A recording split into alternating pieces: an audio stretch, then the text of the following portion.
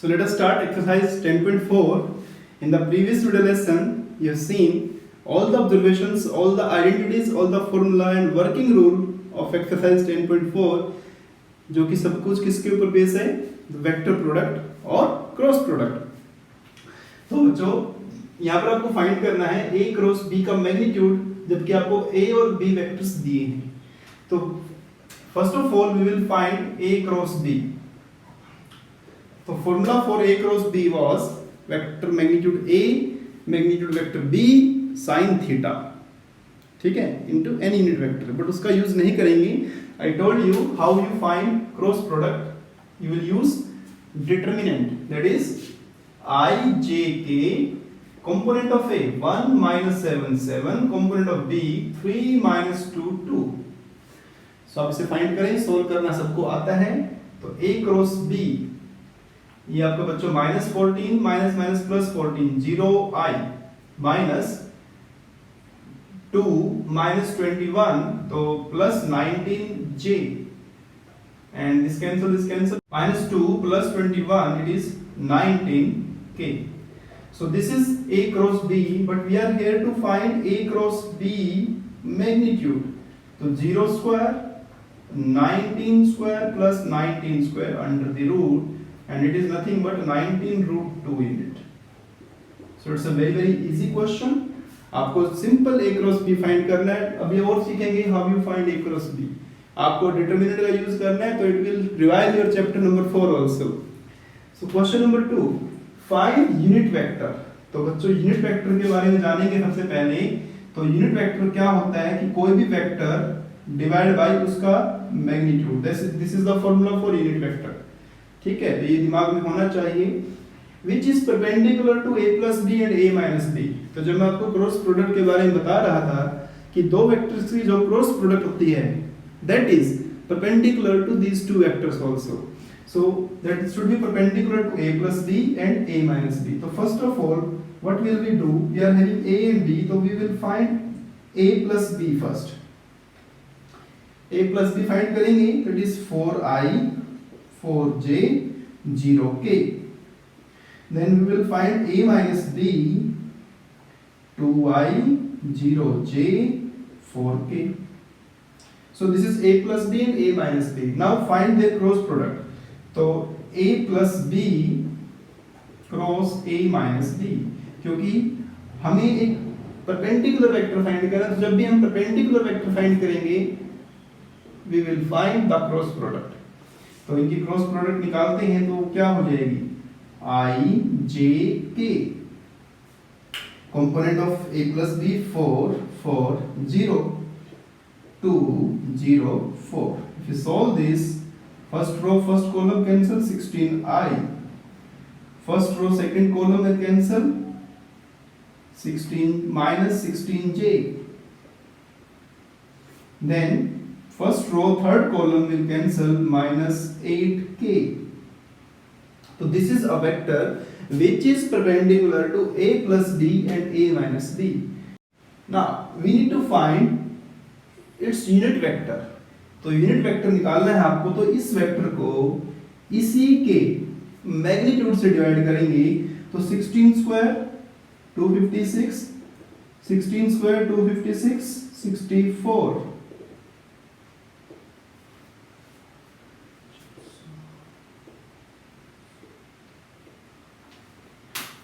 So which will be 256 plus 256 plus 64 576 and square root of 576 is 24। So ये 24 हो जाएगा। तो answer will be 2 by 3i minus 2 by 3j minus 1 by 3k। So this is the unit vector which is perpendicular to a plus b as well as a minus b, ठीक है। Question number 3, we are having a unit vector a which makes pi by 3 with I, तो उसको हमने alpha मान लिया, pi by 4 with j and an acute angle theta with k। So we need to find the value of theta। So बच्चों जब हम vector find करेंगे तो उसको आप उसके कंपोनेंट जो एंगल बना रहा है उससे भी उस वेक्टर को आप बना सकते हो, बता सकते हो। तो that vector a may be written as cos alpha I cos beta j cos gamma k. This is x component, y component, z component. So vector A is cos alpha means cos pi by 3i, cos pi by 4j, cos theta k, cos pi by 3 1 by 2i, 1 by root 2j, and cos theta k. So this is your vector A. Now this vector A is unit vector. So we are given this is 1. इसका जो magnitude है 1 है. So it implies 1 by 4 plus 1 by 2 plus cos square theta under the root equal to 1. So squaring on both sides you will get cos square theta equal to 1 minus 3 by 4, 1 by 4, and cos theta is plus minus 1 by 2. But students, we need to find acute angle. तो when cos theta is positive it will be acute angle. Negative तो आपका second और third quadrant में चला जाएगा. तो आप you will consider only positive 1 by 2 को लेके चलेंगे. तो theta is pi by 3. So this is the answer. 2 pi by 3 भी होगा minus 1 by 2 पे, but that is not acute. So acute angle के लिए theta is pi by 3. A minus b cross a plus b equal to twice of a cross b. We need to prove this in the fourth number. So just multiply a with a. So a cross b minus b into a and minus b into b. And I told you in the observation part, नहीं देखा है आपने इसका first introduction part, तो please पहले इसको देख लें, अपने कॉन्सेप्ट्स अच्छे से देख लें. ठीक है, सजेस्टेड वीडियो में मैंने लिंक डाला हुआ है, वहां पर जाके आप देख सकते हैं. सो a क्रॉस a, अगर आप सेम वेक्टर की मल्टीप्लाई करेंगे तो that will be 0. a into a 0 plus a into b. This is b into a. Cross product is not commutative. If you want to change its position, sign will also change. So position change करते ही minus becomes plus and b it becomes 0. So answer is twice of a cross b. This is the answer. Coming to question number 5. बहुत ही आसान question है, बहुत ही important question है, 2 marks के लिए definitely.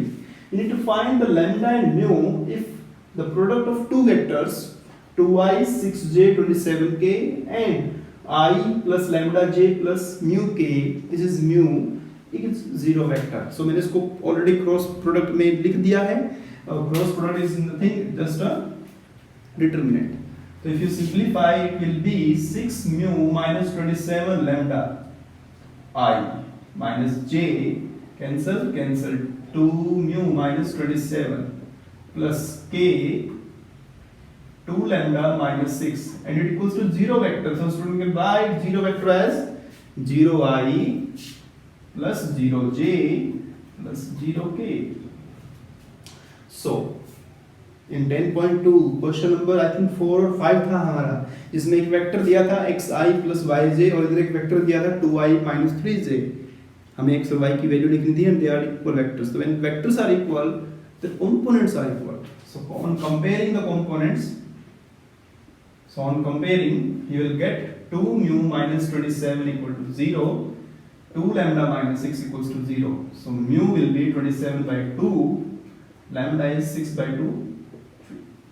2 marks के लिए बहुत आसान क्वेश्चन था. For 1 mark the cross product and for 1 mark on comparing or solving. 6 number, you are given a dot b 0. ऐसा क्वेश्चन हमारा क्रॉस डॉट प्रोडक्ट में भी था. ठीक है, a dot b 0 and a cross b also 0. मतलब dot product of vectors is 0, cross product of vectors is 0. a एक vector है, उसका b के साथ डॉट प्रोडक्ट भी 0 है और a क्रॉस b भी 0 है. तो इसका मतलब क्या है, इसने पूछा है कि what can you conclude about vector b के बारे में क्या बता सकते हैं. तो बच्चों अब देखेंगे हम कि a डॉट b जो है 0 है, इट मींस a और b क्या है, परपेंडिकुलर हो गए. a क्रॉस b 0 है, इसका मतलब क्या है कि a और b आर पैरेलल वेक्टर्स. तो ऐसा तो नहीं हो सकता कि a और b आपके पैरेलल भी हो. सो a dot b 0 means either a 0 or b 0. Okay, but if A and B are non-zero, then it means A and B are perpendicular vectors. So case 1 says that A vector perpendicular to B vector, and here it means vector A is parallel to vector B vector. मतलब if A and B are non-zero vector, then this may happen. But एक ही question के अंदर दो situation कैसे हो सकती है कि A और B परपेंडिकुलर भी हो और A और B पैरेलल भी हो. This is not possible. So it means what कि A डॉट B 0 और A क्रॉस B 0 होने के पीछे क्या कारण हो सकता है कि either वेक्टर A 0 और वेक्टर B इज 0. या तो इनमें से एक का 0 होना जरूरी है, जिसको मैं स्टार्टिंग बोला था कि नॉन जीरो है, मतलब नॉन जीरो है तो ये होगा या ये होगा, बट दोनों तो नहीं हो सकते ना. तो इट मींस उनका 0 होना जरूरी. इनमें से एक वेक्टर अगर 0 हो गया तो ये भी 0 होगा, वो भी 0 होगा. 8 number, the same question, A0 B0 then A cross B must be 0. Of course अगर आप ये जो करेंगे, अगर इनमें से एक के 0 कंपोनेंट्स हो गई तो इट्स आंसर विल बी 0. ठीक है, और दोनों के हो गए दोनों तो भी फिर भी 0. बट पूछ रहा है क्या कन्वर्स ट्रू है, मतलब कन्वर्स का मतलब क्या है कि अगर A क्रॉस B 0 है तो क्या A और B का 0 होना जरूरी है. इट मे नॉट ट्रू, क्योंकि वेक्टर्स में be parallel. So if A cross B is 0, then vector A and B may not be 0.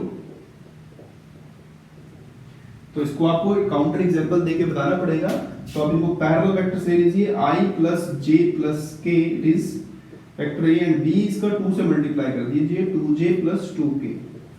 तो जब A क्रॉस B करेंगे तो definitely the answer will be 0. But this is not 0 vector, this is not a 0 vector. Right? Question number 9, we need to find the area of a triangle ABC whose vertices are given as 1, 1, 2, 2, 3, 5, 1, 5, 5. So बच्चों, what is the formula for area of triangle? So area of triangle ABC is 1 by 2 magnitude of two vectors A and B. Now what are A and B? So A and B are two adjacent sides. Like BC, let us say BC is vector A and BA is vector B. So BC and BA, these are two adjacent sides. So first you need to find BC. तो BC vector, how you find BC? तो C में से B को minus कर दीजिए, -I plus 2J plus 0K. And then BA vector, तो A में से B को माइनस कर दीजिए, मतलब एक को आपको फिक्स रखना है, एक पॉइंट को. It may be your C point, it may be your A point. So AB, तो 1 minus 2 minus I minus 2J minus 3K. So आपने निकाला. अब आपको पता है how you find A cross B. Multiply करेंगे, cross product I J K, component of vector A किसको माना आपने? BC को. तो ये -1 2 0 हो गया.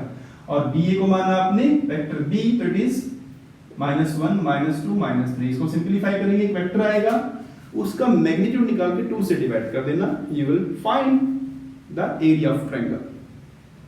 10 नंबर तो यही है. आपको वेक्टर A और vector B two adjacent side दिया है एक पैरेललोग्राम का. You need to find the area. Just cross product, just do the cross product and find its magnitude. You will find the area of parallelogram. Question number 11, we are having vector A magnitude 3, vector B magnitude √2 by 3, and A cross B is a unit vector. मतलब A cross B का magnitude क्या है? 1. If the angle, तो चार option दिए हैं, आपको angle find करना है. So अब क्रॉस प्रोडक्ट का यूज करते हुए एंगल कैसे निकालते थे?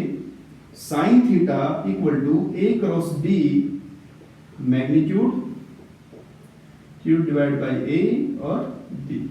तो A cross B कितना है? 1 है, दिया है वेक्टर. A कितना है? 3 √2 by 3. तो ये हुआ 1 by √2. तो sin theta 1 by √2 is when pi by 4. So it's a very important and easy question, right? So I hope you like this video lesson and the entire chapter or all lessons of this entire chapter. So if you like this, please press the like button and share to your friends also. Right? In the next video lesson, we will solve some question from miscellaneous exercise with miscellaneous examples.